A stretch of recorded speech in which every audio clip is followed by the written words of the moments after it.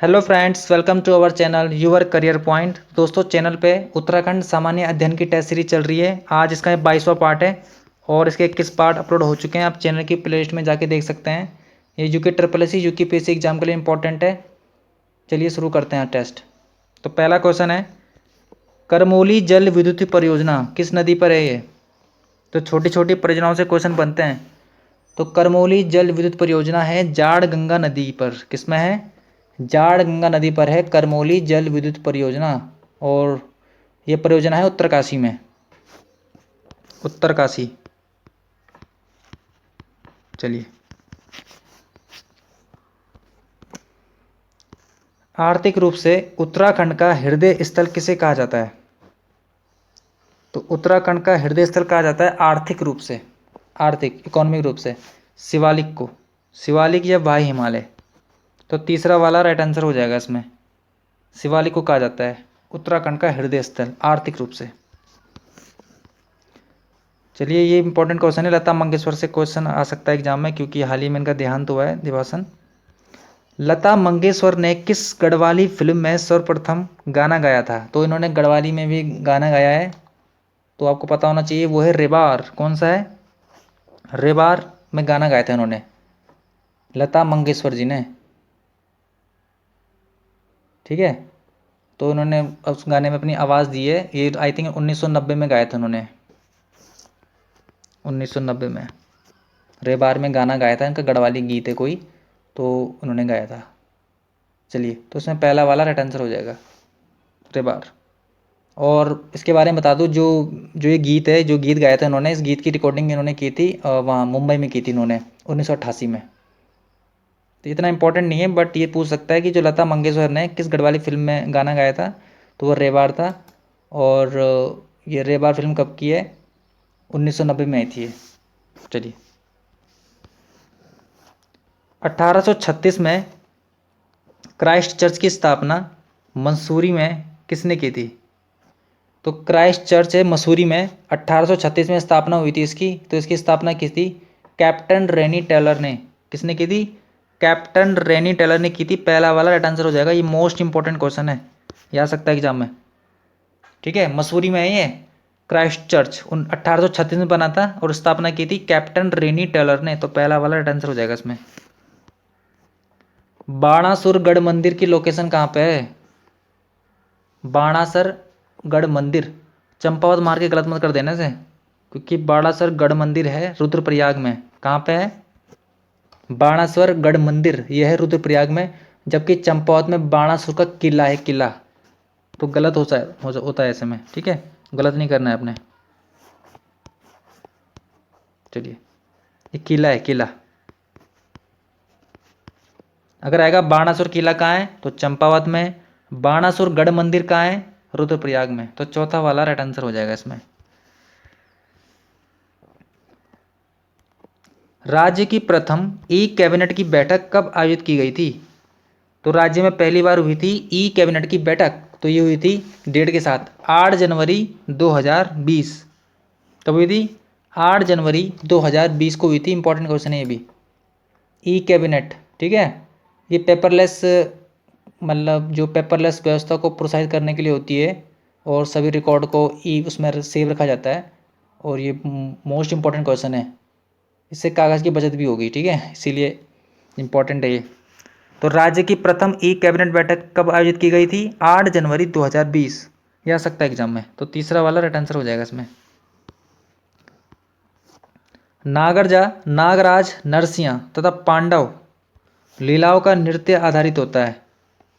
किस पर होता है आधारित ये? तो ये होता है छोलिया नृत्य पर। तो परीक्षा वाणी में है ये। ठीक है, परीक्षा वाणी से मैंने पिक किया है क्वेश्चन। तो दूसरा वाला राइट आंसर हो जाएगा। तो इंपॉर्टेंट है भी। नागराज या नरसिंह पांडव लीलाओं पर आधारित नृत्य कौन सा होता है? छोलिया नृत्य होता है। और छोलिया नृत्य कहाँ पे होता है? पिथौरागढ़ में होता है।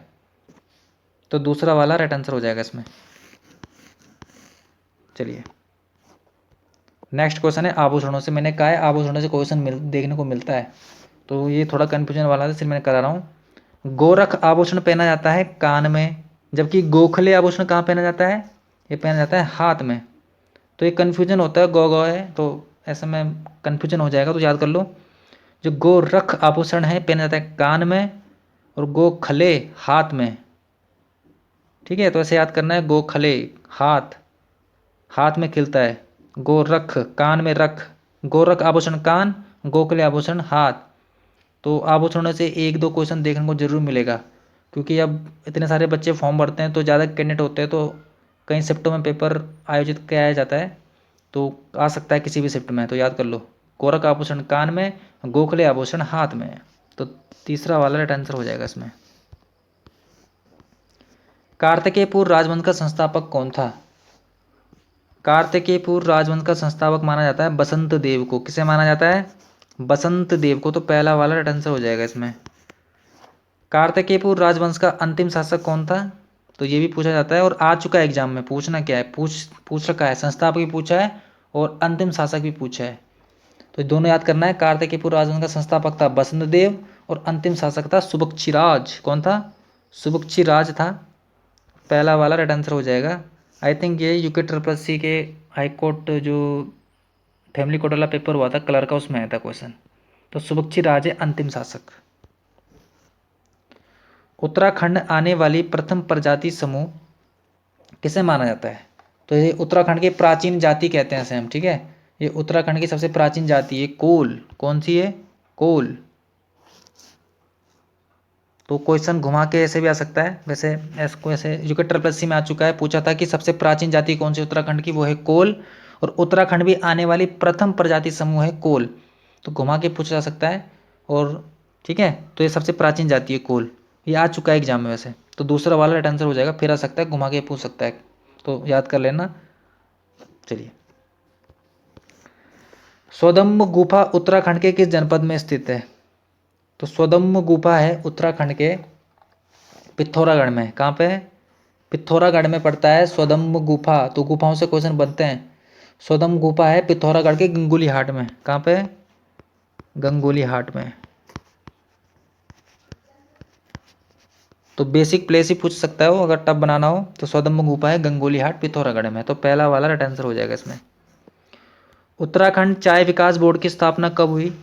तो उत्तराखंड चाय विकास बोर्ड की स्थापना हुई थी 12 फरवरी 2004 में। कब हुई थी?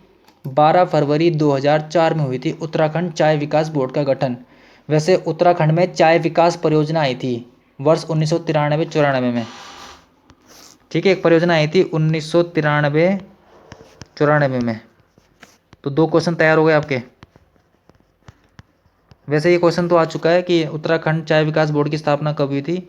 तो ये हुई थी 12 फरवरी 2004 में। और चाय विकास बोर्ड परियोजना आई थी 1993-94 में। ठीक है, वो याद कर लेना। चलिए, तो पहला वाला राइट आंसर हो जाएगा इसमें।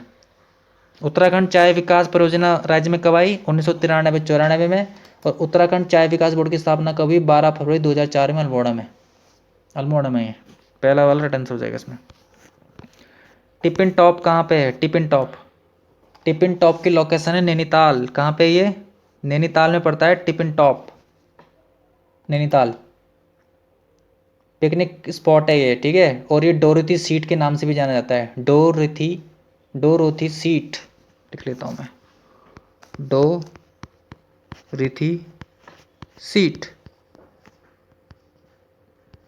तो इसका दूसरा नाम है ये डोरथी सीट। टिपिन टॉप का दूसरा नाम क्या है? डोरथी सीट है, और नैनीताल में, और पिकनिक हॉटस्पॉट से है।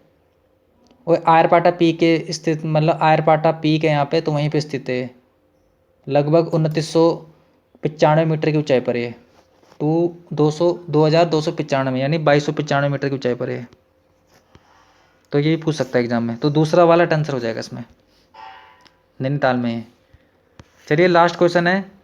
धनपुर श्रेणी क्षेत्र क्यों प्रसिद्ध है? तो धनपुर डोबरी जो क्षेत्र पड़ता है, यहाँ पे मिलता है तांबा। क्या मिलता है? तांबा। तांबा के लिए फेमस है धनपुर डोबरी क्षेत्र। तो पहला वाला आंसर हो जाएगा। और ये सब पौड़ी में। ठीक है, जो बाकी दे रखा है ना, संगमरमर उत्पादक क्षेत्र, जिप्सम उत्पादक, सॉरी मतलब जो इसमें दे रखा है धनपुर डोबरी क्षेत्र किस लिए है? तांबा उत्पादक के लिए फेमस है।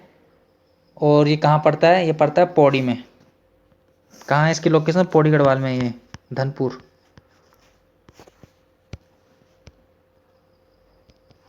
चलिए। चलिए लिख लेता हूँ यहाँ पे मैं, पौड़ी। हाँ हाँ ठीक है। धनपुर डोगरी क्षेत्र किस लिए फेमस है? तांबा उत्पादक के लिए है और पौड़ी गढ़वाल में पड़ता है। तो पहला वाला राइट आंसर हो जाएगा। तो दोस्तों ये थे आज की सीरीज, आज ये 22वां पार्ट था। तो अगर पसंद आता है तो लाइक कीजिए, कमेंट कीजिए, शेयर कीजिए और दोस्तों को भी शेयर कीजिए आप ज़्यादा से ज़्यादा। और चैनल को सब्सक्राइब नहीं किया है तो चैनल को सब्सक्राइब जरूर कीजिए। इसमें आपको टेस्ट सीरीज कराई जाएगी, जो भी एग्जाम होने हैं, पटवारी, लेखपाल, फॉरेस्ट गार्ड, बंदी रक्षक, पुलिस कांस्टेबल, एसआई और UPPSC RO ARO, UPPSC upper PCS pre, वहाँ पे उत्तराखंड पूछी जाती है। तो ये मोस्ट इंपॉर्टेंट क्वेश्चन है और अच्छे क्वेश्चन लाता हूँ मैं, जो कि ट्रिपल सी के पैटर्न पर आधारित होते हैं। तो यहाँ से निश्चित क्वेश्चन देखने को मिलेंगे आपको। तो चलिए मिलते हैं नेक्स्ट पार्ट की ओर किसी और टॉपिक के साथ। और चैनल पे और भी टेस्ट सीरीज चल रही है, उनको फॉलो कीजिए आप। हिंदी की भी चल रही है और ऑल जीके की चल रही है और मिक्स टेस्ट सीरीज भी चल रही है, जो कि ट्रिपल सी के पेपर होने वाले हैं जनरल सिलेबस के, पटवारी, लेखपाल, फॉरेस्ट गार्ड के और बंदी रक्षक, पुलिस कांस्टेबल, एसआई, उसके लिए अलग से सीरीज चल रही है मॉडल पेपर, और जो कि पीसी पैटर्न पर आधारित है। अगर आप उन टेस्ट सीरीज को फॉलो करते हैं तो वहीं से आप सिलेक्शन ले सकते हैं। वहाँ पे मैंने सिलेक्टिव क्वेश्चन लिए हैं जो आ सकते हैं एग्जाम में, तो उनको पढ़ के भी आपका कल्याण हो सकता है। अगर आप भरोसा बनाए रखें तो हो सकता है। चलिए वीडियो लंबी हो रही है, मिलते हैं नेक्स्ट पार्ट की ओर। धन्यवाद।